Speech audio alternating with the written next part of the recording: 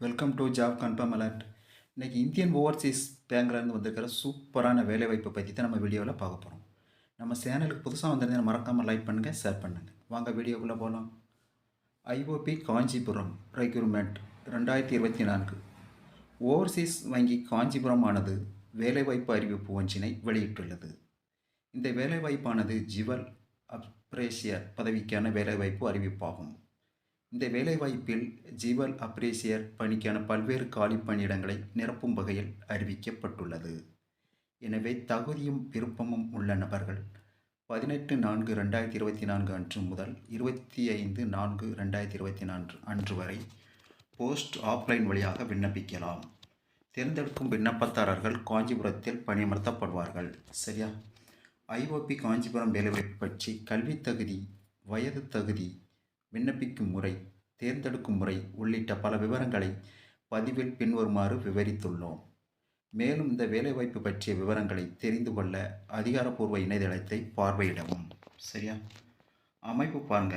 IOB Kanchipuram. பதவியின் பெயர் jewel அப்ரேசியர்.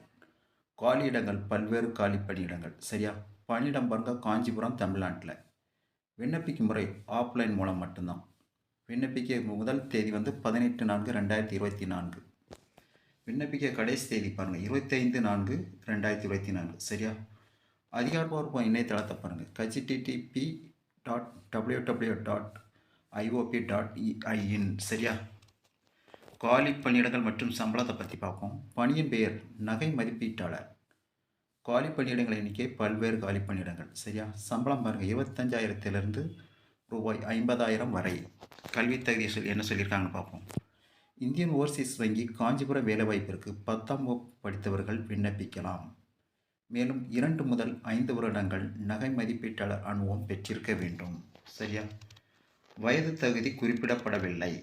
தேர்ந்தெடுக்கும் முறை பாருங்கள். விண்ணப்பதாரர்கள் ஸ்கில் டெஸ்ட் இன்டர்வியூ மூலம் தேர்ந்தெடுக்கப்படுவார்கள்.